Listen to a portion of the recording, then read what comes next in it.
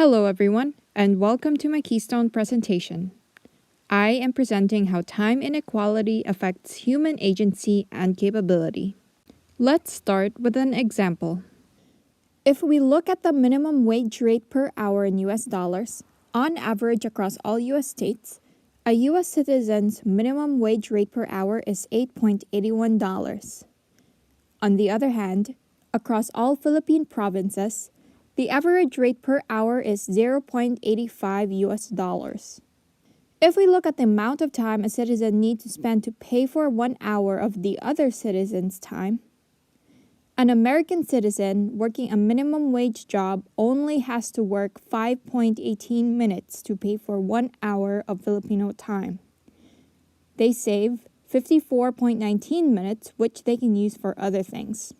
On the other hand, if a Filipino had to pay for 1 hour of American time, it would take them 10.33 hours. They would not save any time. In fact, we Filipinos have to pay 9.33 hours more. And on top of all that, according to the World Health Organization, these are the life expectancies for an American and Filipino citizen. Filipinos have around 10 less life years than an American. We have much less time. And even though we have less, we are still expected to pay more of our lives. This is time inequality.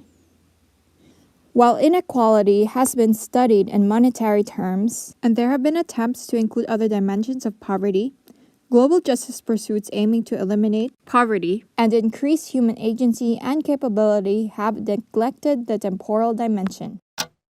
Time is a ubiquitous and universal resource that can limit human agency, capability, and freedom. The lack of time, or the lack of control over one's time, constrains an individual's choices and how they can choose to develop and spend their life.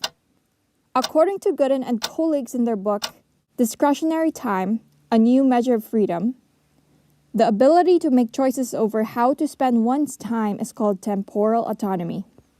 And acting out of necessity implies a lack of choice, or temporal autonomy. The time left over after having done what is strictly necessary in paid labor, unpaid household labor, and personal care is time over which people have autonomous control. This is called discretionary time. And the more discretionary time you have, the greater your temporal autonomy. With more discretionary time and greater temporal autonomy, you can pursue things like learn a new skill, do that thing you've always wanted to do, spend time with your family and friends, sleep, or just lay in the sun and read a good book.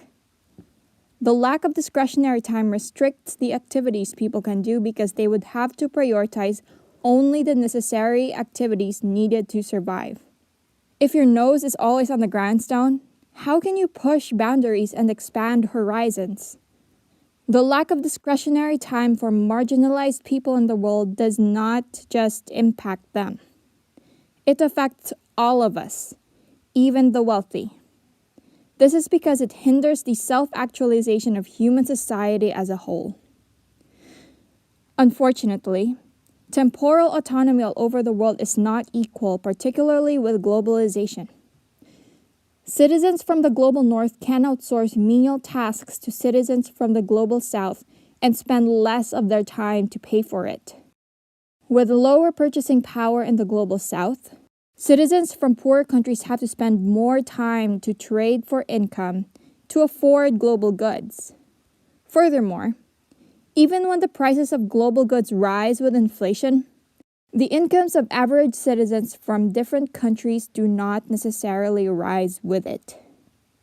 National and state borders regulate this, and for the average individual, citizenship matters. Let me illustrate this with an example. I will use a popular global good, Netflix. If we look at the time cost per month of Netflix for a citizen from the global south and a citizen from the global north, and we look at how much time each citizen has to spend working minimum wage labor to afford a month of Netflix, this is what we will find. In the Philippines, Netflix costs approximately $11 a month with current foreign exchange rates. In the US, it's $15 a month. Based on minimum wage rates, it takes an American 1 to 2 hours of minimum wage labor to afford a month of Netflix, while for a Filipino, it would take approximately 11 hours. This makes a time difference of 9 to 10 hours per month. And you can do a lot of things in this time. Now, imagine this with groceries, clothes, and other global goods. And that's just trade. What about travel? Have you traveled to a country and thought it was so cheap? Well, let's look at the other side of that coin. If locals in that place travel to your country, they would think your country is expensive. For them to travel to your country, they literally have to spend more of their time in order to afford to travel to your country than you would need to afford to travel to their country. And notice how this is so contingent on citizenship. According to Huebner and his colleagues, many of these differing temporalities are determined by the predominant implementation of the NationState Model. This model of organizing the world draws boundaries between people using citizenship and nationality. These delineations dictate the laws, institutions, and privileges a person is governed by and has access to. Having a certain citizenship and nationality is largely beyond the influence of the average person because these aspects of identity are often determined by the lottery of birth. Although you can change citizenship during your life, this takes a lot of time. It often takes more than 5 years to acquire a U.S. citizenship and gain access to higher wages and purchasing power. And when a Filipino migrates to the U.S., their educational degrees and other credits are often unrecognized. The doctor becomes a nurse, the architect becomes a janitor, and the CEO becomes a caregiver. Despite the individual's lack of control in determining their citizenship at the beginning of their lives, citizenship plays a significant role in determining one's temporal autonomy and how we can choose to live. Your citizenship is what allows you to gain access to certain income and purchasing power levels. Citizens from the Global South are barred from having the same privileges that citizens from the Global North possess. I mean, there is a reason why there is an immigration problem. It is the same reason why I am trying to immigrate to Canada. People want better lives because in the countries they happened to be born in, their time is exploited by citizens on the other side of the world. We want to migrate to a place that grants us more purchasing power so that we can increase our liberty. The exploitation of our time is the exploitation of our lives.